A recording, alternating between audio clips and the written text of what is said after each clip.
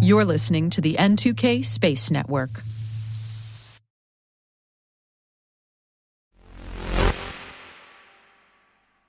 We've harped on, as of late, that NASA's Mars Sample Return Program is doomed thanks to budget cuts, but, as always, there's hope on the horizon to keep the Mars dreams alive.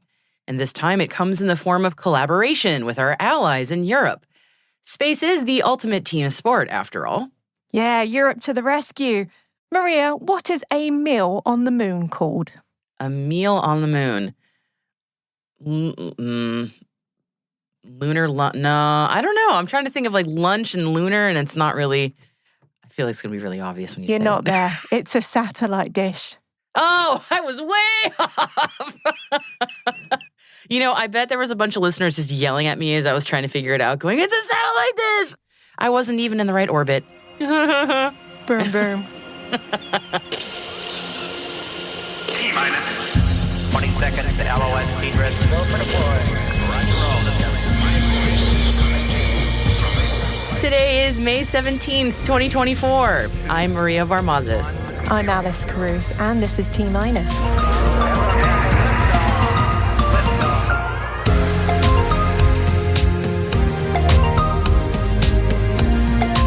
NASA expands work with ESA on the ExoMars mission.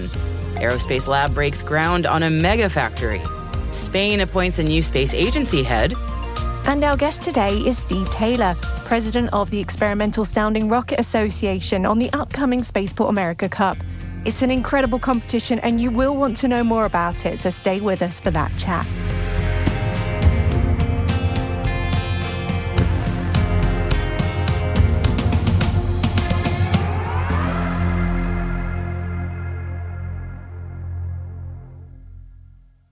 Happy Friday, everybody. Let's get into our daily intel briefing, shall we? And as we teased at the top of the show, NASA's Mars ambitions for the Sample Return Program are very much still alive. They have signed an agreement with the European Space Agency to expand their involvement with the ExoMars Rosalind Franklin rover mission. That mission is heading to the Red Planet in 2028 and will be searching for signs of life on Mars with NASA support. NASA's Launch Services Program will procure a U.S. commercial launch provider for the ESA-led rover. The U.S. Space Agency will also provide heater units and elements of the propulsion system needed to land on Mars. A new instrument on the rover will be the first to drill to a depth of up to 6.5 feet deep below the surface to collect ice samples that have been protected from surface radiation and extreme temperatures. Through separate partnerships with the German Aerospace Center and the French space agency CNES, NASA is contributing key components to the Rosalind Franklin rover's primary science instrument, the Mars Organic Molecule Analyzer, that will search for the building blocks of life in the soil samples. The Mars Sample Return Program at NASA. Not dead yet. Getting better. Maybe it'll go for a walk. Belgium-based satellite company Aerospacelab has broken ground on its new manufacturing facility. The mega factory is aiming to be Europe's largest, with 7,000 square meters of production space and an additional 4,000 square meters of clean room. Aerospacelab says it plans to manufacture 150 kilos to 1 ton satellites with the capacity to produce up to 500 satellites a year. Manufacturing is scheduled to begin in 2026. Spain now has its first space agency director. The country's Ministry of Science, Innovation and Universities has appointed Juan Carlos Cortés Pulido as the first director of the Spanish Space Agency, which was officially approved in March 2023. At the time it was announced, the agency was to have an initial staff of 75 and an annual budget of 700 million euros. Miguel Berro Mora served as the agency's acting director. In January 2024, however, Bello Mora accepted the role of executive chair for the UK-based launch startup Orbex. This led to the launch of a nearly 5-month-long selection process that was concluded by the appointment of Cortés. We wish him the best of luck in his new role. And it's always great to hear of countries taking new steps into the space community. And here's another to add to the list. Tanzania's Minister of Information, Communication and IT says that the nation is working on establishing their own space agency and is moving ahead with plans announced last year to launch their own satellite by 2025. Improving access to telecommunications, defense, and security information, and weather disaster data are some of the primary goals of the space agency and in Tanzania. Over to China now, and commercial company CAS Space has announced that it plans to fly its first space tourism vehicle in 2027. The company says it'll transport people to the edge of space, like Blue Origin and Virgin Galactic's programs, beginning commercial operations in 2028. CAS Space's vehicle design includes a tourist cabin that has 4 panoramic windows and can carry 7 passengers per flight. The company plans to arrange a launch every 100 hours from a newly built aerospace theme park. Chinese state media reports that the cost of a ride will be around 2 to 3 million yuan, and that's a little over $400,000. Gosh, that's even cheaper than Virgin and Blue Origin. We might have to go over to China, Maria. It's a deal. Yeah, let's do it. Leo Labs has received a second consolidated Pathfinder order from NOAA's Office of Space Commerce to inform the Department of the Civil-led U.S. Traffic Coordination System for Space, known as TRACS. The order enables Leo Labs to continue supporting the development of TRACS as the OSC extends the live data collection period of the Pathfinder project. The purpose of this extension is to explore additional opportunities to improve performance and conduct further analysis for metric validation. Scout Space has been selected by AF Works for a SBIR Phase 1 contract aimed at advancing space safety and operational effectiveness. Under this contract, Scout will develop a collision analysis framework designed to bolster real-time spacecraft self-protection capabilities for identifying, tracking, and avoiding space collisions with debris. And the Kármán project has selected 15 global space leaders for the 2024 edition of the highly competitive Kármán Fellowship Program. The Kármán Fellowship is the flagship program of the nonprofit foundation, which promotes cooperation through action. It works with leaders who are considered to be shaping the future of space, having been recognized for their outstanding accomplishments and their motivation to increase their impact for the betterment of the space sector and beyond. The 15 fellows represent 13 nationalities and 5 continents and join a growing network of influential Kármán grads. Congratulations to those selected.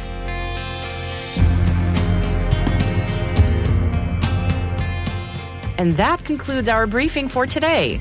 Stay with us for my chat with Steve Taylor about our favorite event of the year, the Spaceport America Cup. As always, you'll find links to further reading on all the stories that we've mentioned in the selected reading section of our show notes. You'll also find a research paper linked in there on Russia's space-based anti-satellite weapon. Hey T-Minus crew, tune in tomorrow for T-Minus Deep Space, our show for extended interviews, special editions, and deep dives with some of the most influential professionals in the space industry. Tomorrow we have Sean Buckley talking about Sierra Space's habitats. Check it out while you're catching up on chores, going for a little walk, or maybe even riding your bike. You don't want to miss it.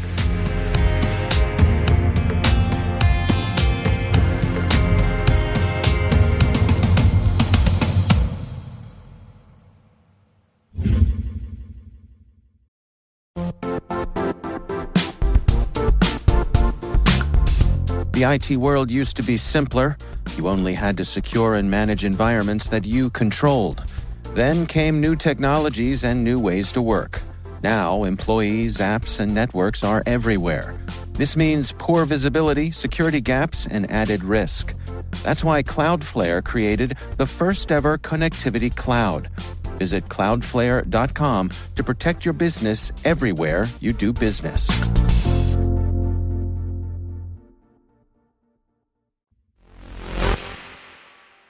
The Spaceport America Cup is just about 1 month away, and we're all getting pretty excited about it. With us today to talk about the world's largest intercollegiate rocket engineering conference and competition is none other than Steve Taylor, president of the Experimental Sounding Rocket Association, which is the organization that makes the Cup happen every year.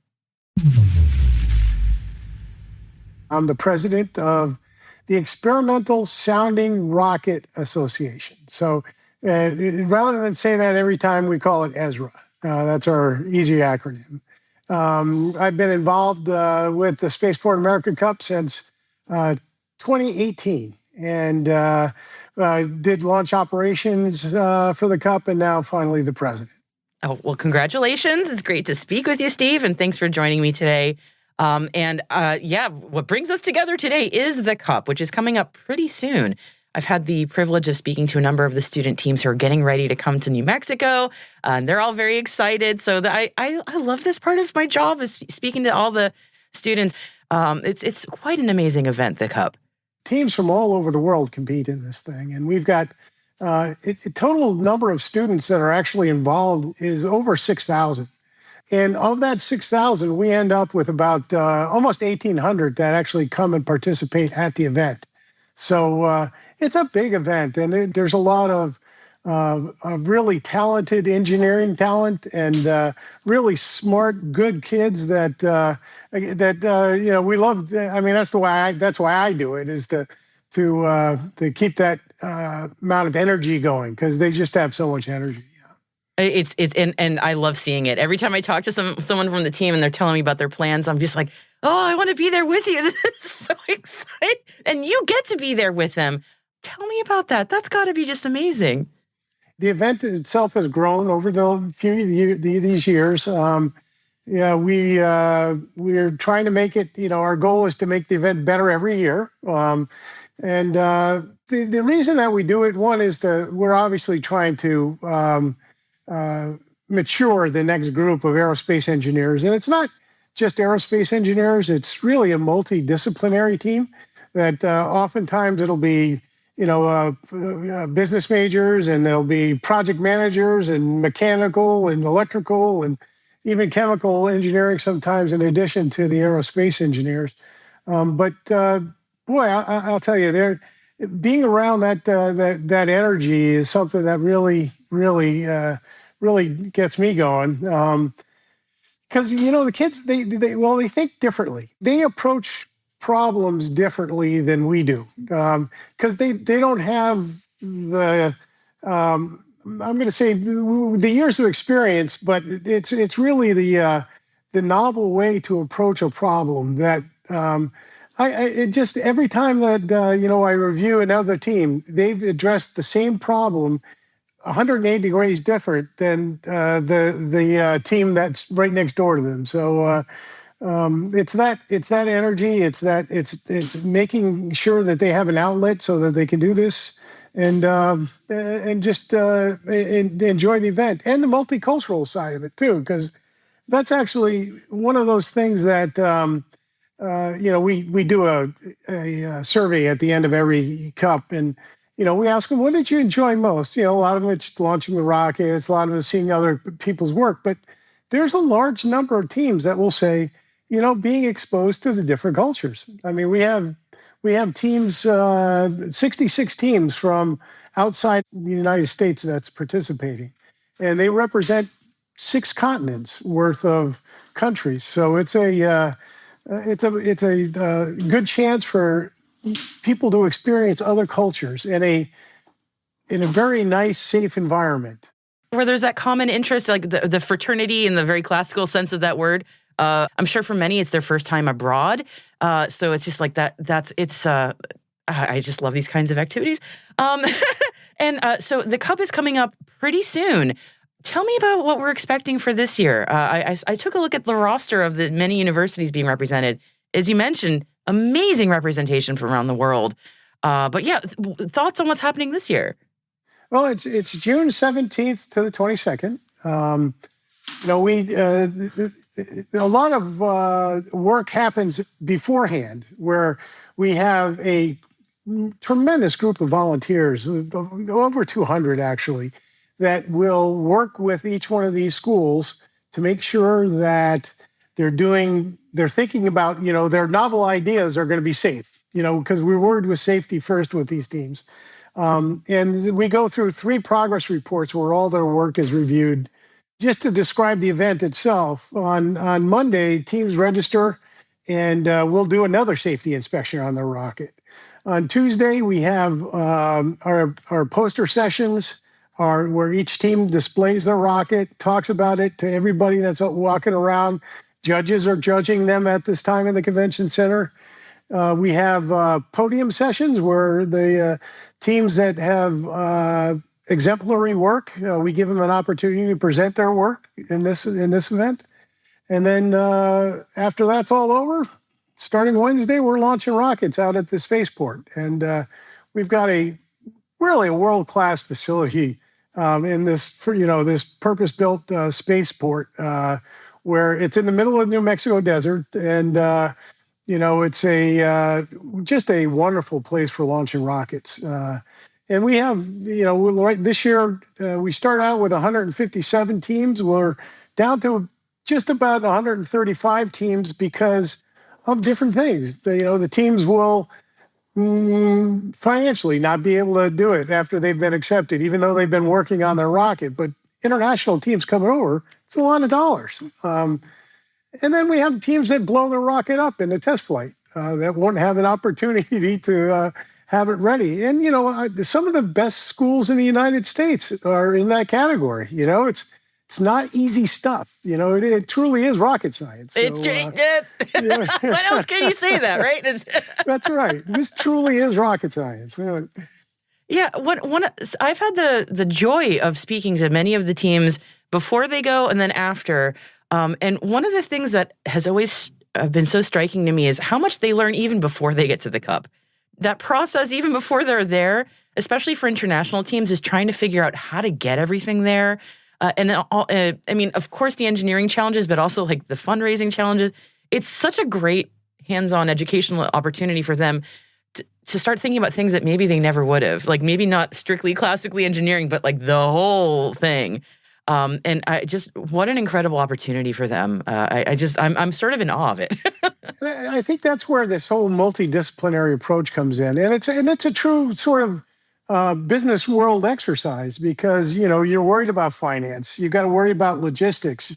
You've got to worry about managing the team from a production standpoint. So there's a lot of real life lessons learned here. And again, I want to make sure that I compliment the volunteer staff because we're an all volunteer organization. And we put on a very complex event that takes a lot of volunteer time.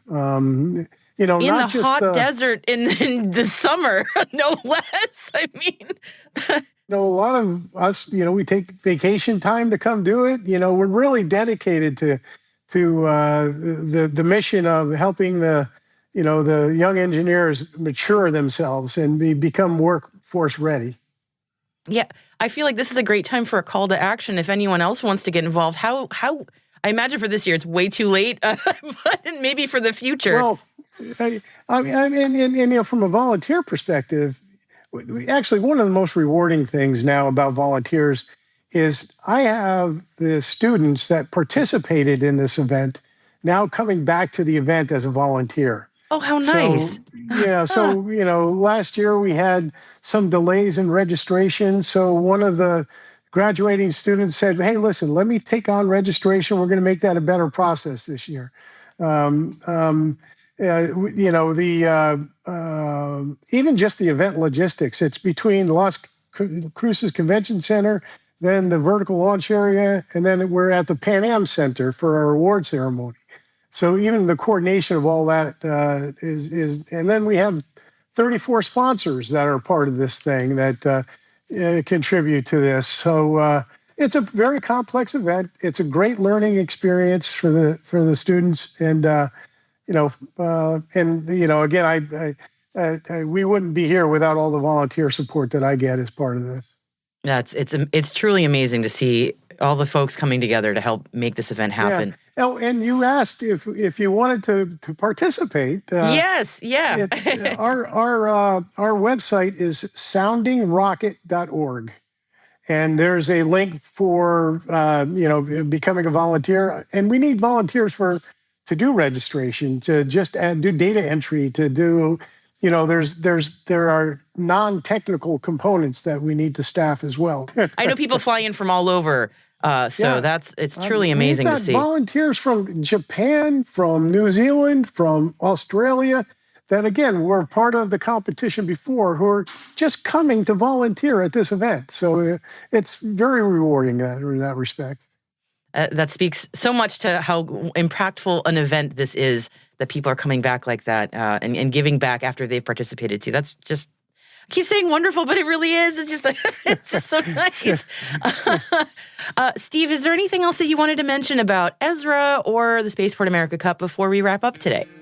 I would be remiss if I didn't give some kudos to the Spaceport America, because they're a world-class facility, and it's our partnership that makes this event happen. And other than that, it's 1 month away. It's exactly, I think, 1 month away. And so we're behind the scenes getting everything ready, and I can't wait to see everybody out there.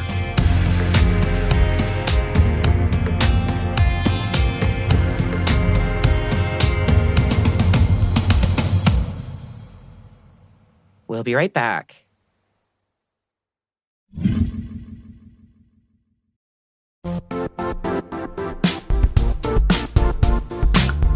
And now, a word from our sponsor, Zscaler, the leader in cloud security. Cyber attackers are using AI in creative ways to compromise users and breach organizations. In a security landscape where you must fight AI with AI, the best AI protection comes from having the best data. Zscaler has extended its zero-trust architecture with powerful AI engines that are trained and tuned by 500 trillion daily signals. Learn more about Zscaler Zero Trust Plus AI to prevent ransomware and AI attacks. Experience your world secured. Visit zscaler.com/zerotrustai.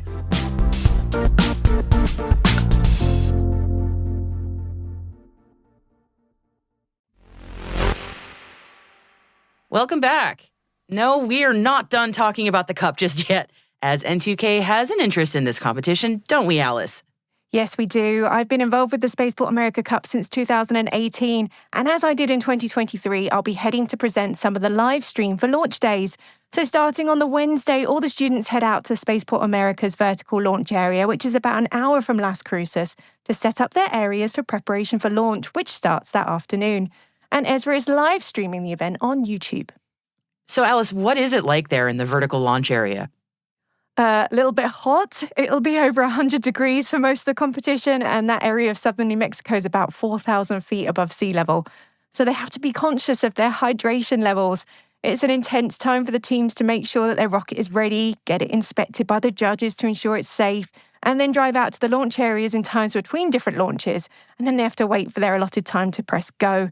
It's stressful, but oh so rewarding for all involved. I bet. So, friends, if you're not already following us on LinkedIn, definitely go on over and hit that follow button on N2K T-. We will post links to the live stream coverage of the Spaceport America Cup, which is June 17th through 22nd. So you too can follow along, even if, like me, you're not in New Mexico in person. But maybe next year. We're going to bring you out here next year. So that live stream will start on the 19th. So you've got no excuses if you're in the US and you've got Juneteenth off to watch us.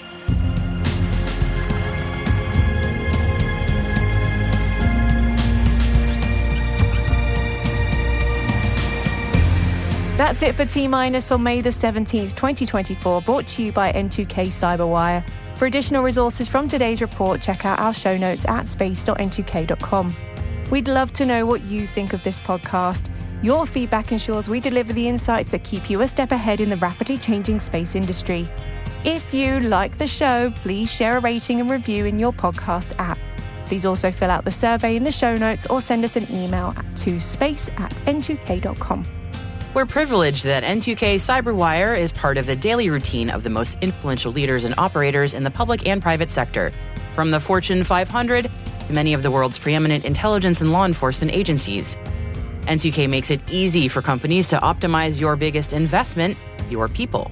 We make you smarter about your teams while making your teams smarter. Learn how at n2k.com.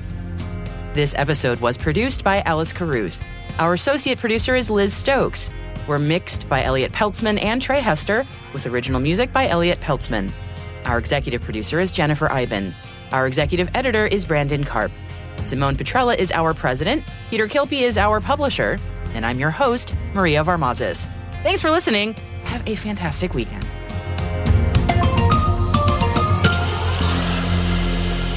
T-.